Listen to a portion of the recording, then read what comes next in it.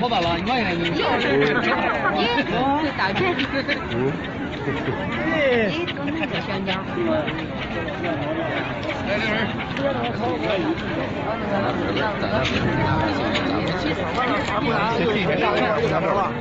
这玩意儿用心了。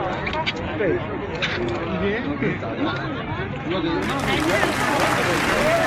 این هفته خبر تو خبر بعد از یک شادباش نوروزی خبر داره براتون از عظمای حقیری که نتونست ترسش رو پنهون کنه و تو پیام نوروزیش به قیام مردم ایران تو سال 96 اعتراف کرد. البته در پایان سال، در ماه‌های آخر سال، طبق برنامه‌ریزی دشمنان ملت ایران اغتشاش‌هایی هم در کشور صورت گرفت. ملت ایران خودش وارد میدان شد و حتی اون کسانی که میخواستن اغتشاش‌ها رو به نام اونها تمام کنن، اونها خودشون وارد میدان شدن و در مقابل اغتشاشگران ایستادند. این که تازه شروعش بود، سرسره سال 97 رو داشته باش. شیخ بری هم همچنان تو فاز خالی بندی بود و بست چه بستنی. اون که به جوانان و به زنان از آغاز دولت 12 وعده کردم و قول دادم و دولت ما متعهد شده است، اون را ادامه خواهیم داد. این هم تصویری از پیشرفت‌های دولت شیخ فرید در سال قدیم و جدید.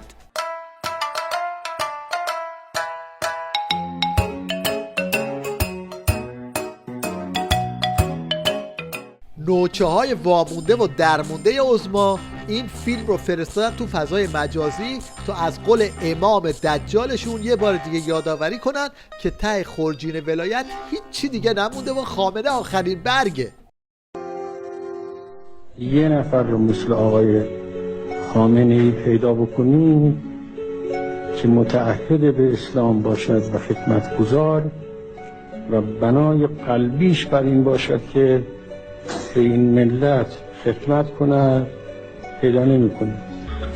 و بعد از اینم که این انقلاب به اوج خودش رسید، ایشون حاضر و قبول همه جا تا آخر و حالا هم هست.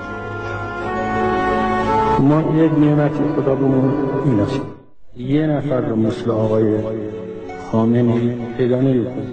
این هم یکی از عیدی های عظما به مناسبت سال جدید، وعده فیلترینگ تلگرام. پیام رسان تلگرام به تعهداتی که پذیرفته بود که رعایت بکنه، از جمله فیلتر کردن کانال هایی که ترویج خشونت میکردن، ترویج بمبگذاری، انفجار، اقدامات تروریستی میکردن، متاسفانه در یکی دو ماه اخیر نه تنها عمل نکرده، بلکه دامنه این جور کانال ها هم، این نوع کانال ها در این فضا افزایش پیدا کرده و لذا طبیعی است که این بحث به طور جدی در میان نخبگان و در میان اقشار مختلف مطرح باشه که بستن تلگرام به زودی صورت بگیره.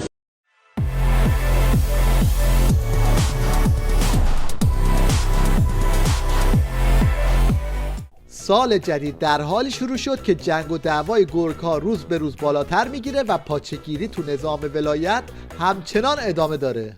رئیس ستاد کل نیروهای مسلح سر لشکر باقری نامه میزنه به جناب آقای روحانی که بابا بودجه های نیروهای مسلح رو تخصیص بدید.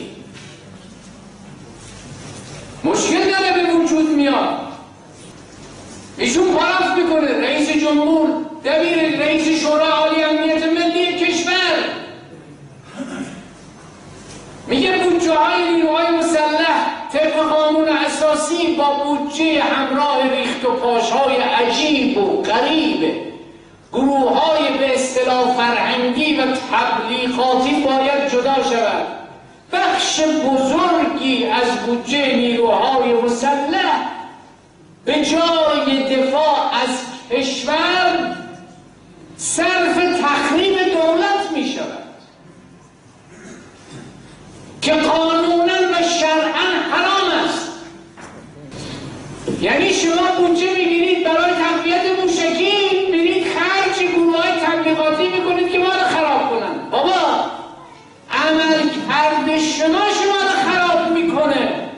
این نماینده مجلسشون هم مثلا میخواست از وزیر مسکن شیخ فرید دفاع نکنه، اما نتیجه این شد. من امروز نمیخوام از شخص آقای آخوندی دفاع کنم، بگم آقای آخوندی نوه آیت الله امینیه، فرزند آیت الله آخوندیه، از تبار علم و دینه، از افتخارات بزرگ این کشوره. خلاصه این که جنگ و دعوا تو نظام در سال جدید هم ادامه داره و ولکن همدیگه نیستن.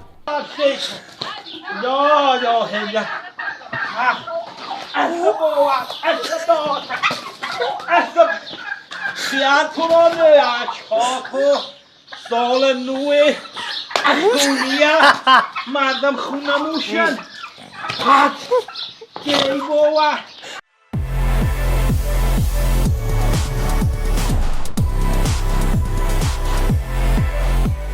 یکی از موضوعاتی که شب عیدی خیلی خبرساز شد این داستان بوکسواد نماینده مجلس آخوندا بر سر تلفظ یک کلمه بود که واقعا تاریخی شد.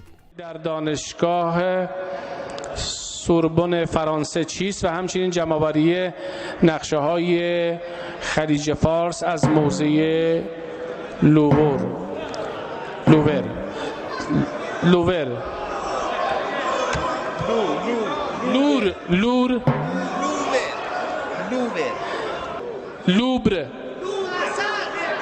بله ایشون اشتباه نوشتن، منم همون رو قرائت کردم. یعنی به قدری آشور بود که خودشون هم تو تلویزیون و برنامه‌هاشون شروع کردن به مسخره کردنش.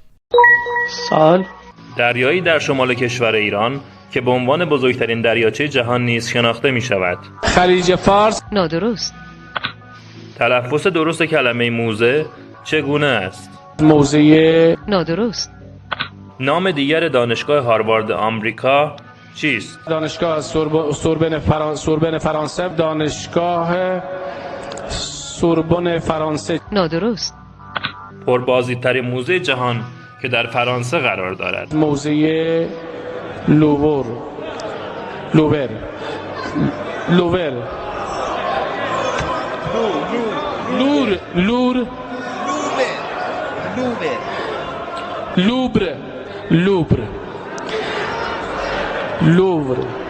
درست. گل گفت.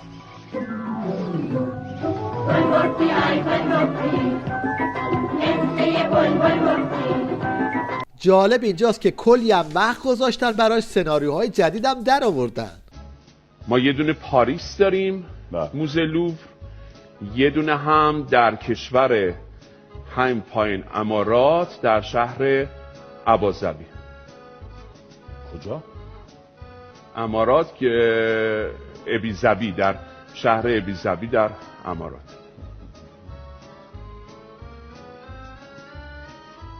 ابیظبی ابوظبی در یه موزه لوور هم اونجا داریم، در از اون شعبه دوم میشه. ابوظبی رو کاغذ من نوشته، من عذرخواهی میکنم از رو نوشته بودم برام اشتباه نوشتن. این یه موزه لوور هم در ابوطبی امارات داریم، اونجا هم یه دونه. این لوور گفتن این طرف هم مثل گل زدن این بازیکنه، هر کاری میکنه نمیشه.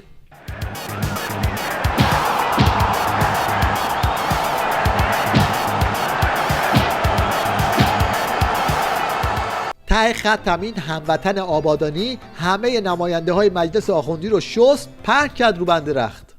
نماینده های مجلس 15 میلیون حقوقشونه. صحت و سقم این خبر رو نمیدونم، ولی امیدوارم خبر صحیح باشه و بگیرن، چون حقشونه. شما فکر نکنید که چرت زدن تو مجلس رو بمبلای مجلس کار هر کسیه، نه، کار سختیه. یا اون زمان که خانم موگرینی تشریف آوردن و این عزیزان داشتن باشون سلفی میگرفتن، یکی گوشیش اینطوری گرفته بود، طوری که داشت کله ملق میزد، ممکن بودم مظلوم بشه. یا یه عزیزی دیدم که تو مجلس خوابیده بود، دستش اینطور زیر چونش گذاشته بود، ممکن بود دستش ول بشه سرش بخوره به میز. کار خطرناکیه. عظما تو پیامش گفت امسال سال حمایت از کالای ایرانیه، این شما و این یه چشمه از درخشش های کالای ایرانی. مثلا من یه مصاحبه خوندم آقای نعمت بخش دبیر انجمن خودروسازان که گفته اگه اجرای استانداردها اجباری بشه 900,000 خودروی ما از رده خارج میشه. یعنی چی؟ یعنی ما داریم 900,000 خودروی بی‌کیفیت داریم تحویل به خورد مردم میدیم. حالا اگه آخر سال به یه چنین خودروی مواجه شدید تعجب نکنید، علتش همین نامگذاری عظماست.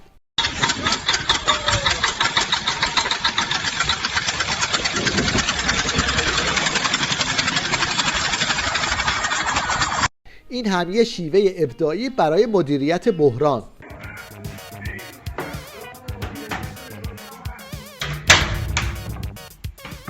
این روزها بازار اعترافات به وضعیت درام نظام هم داغه و آخوندا چپ و راست به قبر امامشون لگد میزنن. میگه چجور میخواید به دین لطمه بزنید که نزدید؟ چجور میخواید اونقدری که اسلام عزیز تو جمهوری اسلامی توسط برخی از این مسئولین ضربه خورد و آبروش رفت، در زمان پهلوی نرفت. تو این فیلم هم به پاسدار قاسم سلیمانی شکلات تعارف کردن. حالا ببینید از ترس چیز خور شدن چی کار میکنه.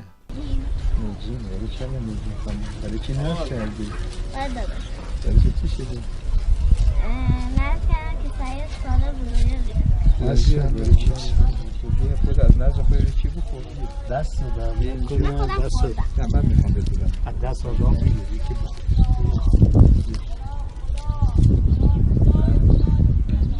ماشاءالله نگه خانم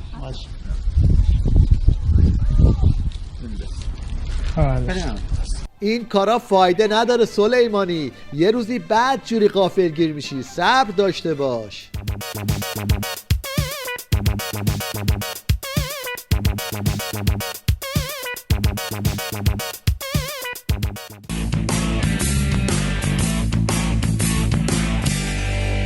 جایزه شاخدارترین چاخان هفته هم تعلق میگیره به این مجری بنفش تیوی ریش که مدعی کل شیتیلی که از روحانی گرفته فقط 50,000 تومان بوده.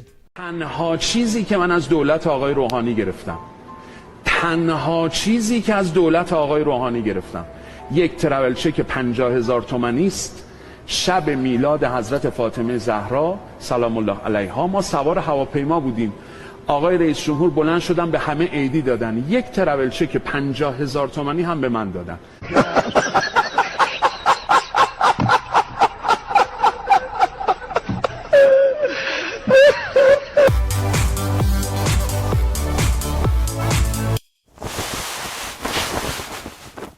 در پایان هم یاد کنیم از این مصاحبه نوروزی که تاریخ فراموش نخواهد کرد. این دید و بازدیدای عید فکر میکنید چه فایده ای داره؟ بله. چه فایده ای داره این دید و بازدید؟ بله. الان چه فایده ای داره این دید و بازدیدا؟ چه فایده ای داره؟ اینجا اینجا محل شیزر و کوچه شهید محمدی و منزل حاج حسین شیزری و دید و بازدیدا همدیگر دیدن چه فایده ای داره؟ فایده این چه سالی که یه خرج و بلخرجی و باید اسکناس خرج کنی